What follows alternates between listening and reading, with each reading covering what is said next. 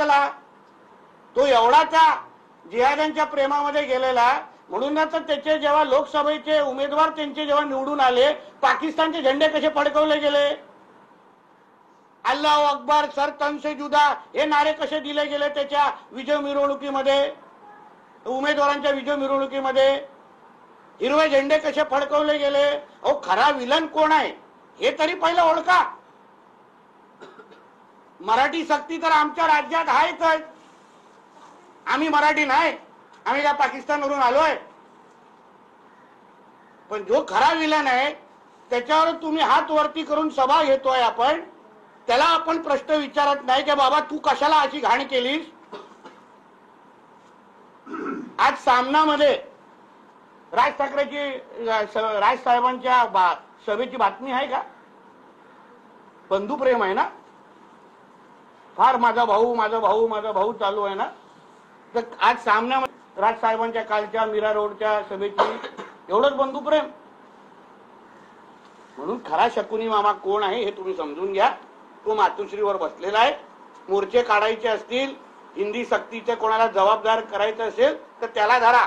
कारण हिंदी सक्तीच्या नावाने तो उर्दू सक्तीचा मार्ग मोकळे करत होता उद्धव ठाकरे, हे लक्षात घ्या.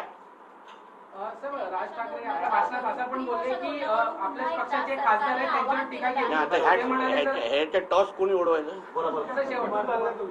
आपल्या पक्षाचे खासदार आहेत दुबे, यांच्यावर राज ठाकरेंनी काल टीका केली की त्यांनी जर मुंबईत पाऊल ठेवलं तर त्यांना बुडून. चुकले ना ते. आम्ही पण बोलतो ते चुकले आहेत. आशिष शेलार साहेबांनी हाऊस मध्ये बोललेले आहेत. कोणी दुबेंचे समर्थन करत नाही आहे. पण ती जी मीरा रोड मध्ये घेणारी जी सभा आहे ती थोडी नयानगर मध्ये घ्यायला पाहिजे होती. मीरा रोडच्या तिथे चुकून पण कोण मराठी बोलत नाही. ते तर डॉक्टर बाबासाहेब आंबेडकरांचे संविधान पण मानत नाहीत नयानगर मध्ये. कोरोनाच्या काळामध्ये जेव्हा आपण सगळेजण मास्क लावायचो, सगळेजण आपण वॅक्सिन घ्यायचो, तेव्हा नवानगर मध्ये शरिया कायदा लागू होता तिकडे. तेव्हा कोणी मास्क लावला नाही. कोरोना मानतेही नाहीये. तिथे शरिया कानून लागू आहे. मग पहिल्या नयानगरच्या त्या सगळ्या जे काय गोल टोपी दाढीवाला, माझ्याकडे व्हिडिओ आले, डायरेक्ट धमकी देतात नहीं बोलेगा मराठी जो करने का करो हम भी हात उठाएगा.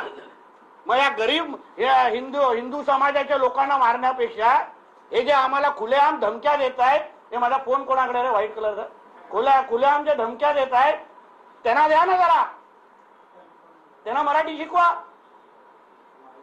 दाखवतो तुम्हाला एक व्हिडिओ, थांबा. किती प्रेम आहे बघा मराठीवर.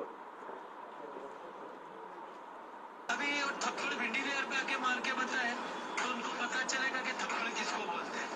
अपने इलाके में तो कुत्ता भी शेर बनता है. हिंदी भाषा है हमारी, हिंदी ही बोलेंगे और दूसरी भाषा नहीं. हम मुसलमान होने के बाद हिंदी बात करते हैं.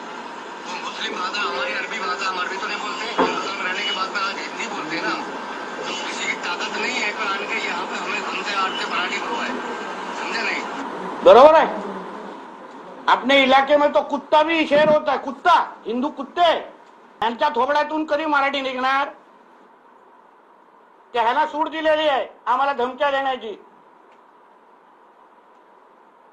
यांना इस्लाम राष्ट्र बनवायचं, आमच्या देशाला हिंदू समाजाला संपवायचंय. यांना कोण बोलत नाही. नयानगर मध्ये कोण हिंदी व मराठी बोलायला लावत नाही. यांच्या थोबाडातून कधी मराठी ऐकणार नाही.